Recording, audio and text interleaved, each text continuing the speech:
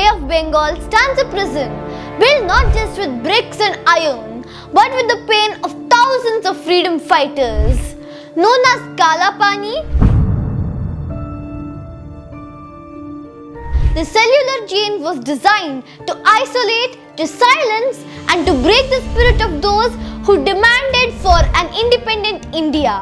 Yet, within these cold, narrow cells, voices of courage refuse to die.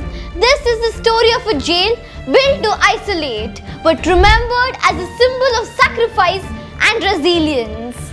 The cellular jail in Port Blair, Andaman and Nicobar Islands, stands as one of the most haunting reminders of India's struggle for independence, known as Kala Pani, which means black water. This prison was not just a place of confinement. It was deliberately designed to isolate, humiliate and break the spirit of those who dared to oppose British colonial rule.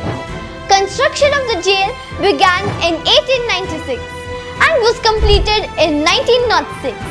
Its remote location was itself a tool of punishment.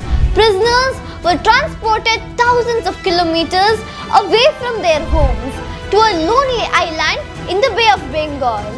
For many Indians, crossing the sea meant losing caste and community ties, adding a social stigma to the physical punishment of imprisonment. In this way, the British ensured that freedom fighters would be cut off from their families, their land and their identity. The architecture of the cellular jail was a calculated design for solitary confinement. The prison was built with 7 massive wings radiating outward from a central watchtower, much like the spokes of a wheel.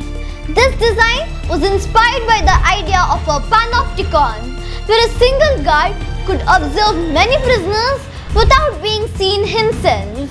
Each wing had 3 stories, and altogether the jail contained nearly 700 tiny cells.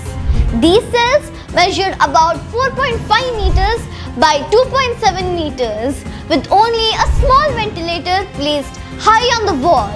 The thick iron doors and isolated structure meant that prisoners could not see or even hear each other.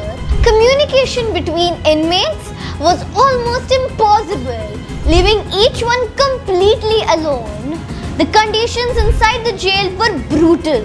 Prisoners were subjected to harsh punishments and forced labor.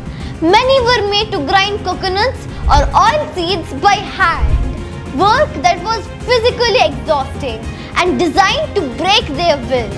They faced long hours of toil, insufficient food, poor sanitation and frequent beatings. Flogging, shackling and other tortures were common.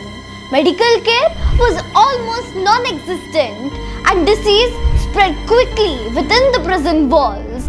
Many prisoners died under these inhumane circumstances. Among those who suffered here were some of India's most prominent freedom fighters, Vinayak Damodar Savarkar, Batukeshwar Dutt, Yogendra Shukla and countless others endured years of suffering in these cells. Yet, the jail was not only a site of despair, it was also a place of resistance. Prisoners organized hunger strikes, protesting against their treatment.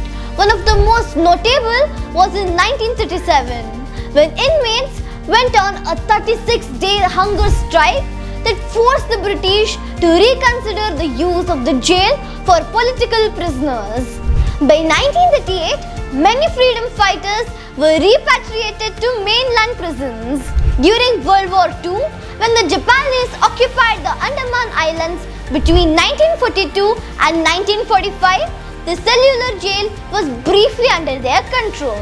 In this period, Netaji Subhash Chandra Bose visited the islands.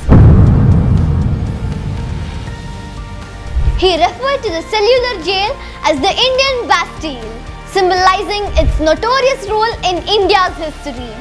It was here in Port Blair that Bose hoisted the Indian tricolor, declaring the islands to be the first territory of free India. The jail itself also suffered damage over time. A severe earthquake in 1941 destroyed parts of it. Later, during the Japanese occupation, 2 wings were dismantled to build bunkers. After independence in the 1950s, 2 more wings were demolished to make space for a hospital. Today, only 3 of the original 7 wings remain, along with the central watchtower, recognizing its historical significance on 11th February 1979. The Government of India declared the cellular jail a national memorial. Today, it serves as both a museum and a reminder of the sacrifices made by India's freedom fighters.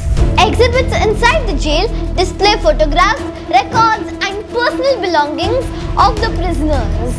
A light and sound show held in the evenings narrates the story of their courage and suffering, keeping alive the memory of those who gave their lives for independence.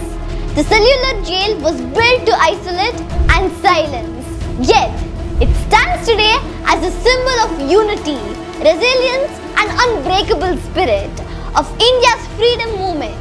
It reminds us of one of the darkest chapters of colonial rule and at the same time of the strength and determination that carried India towards freedom. I hope you found this story informative. If you like this video, don't forget to like, share and subscribe to my channel, Page Pulse by Lee. Until my next video, stay curious and keep reading. Signing off, Page Pulse by Lee. See you next time.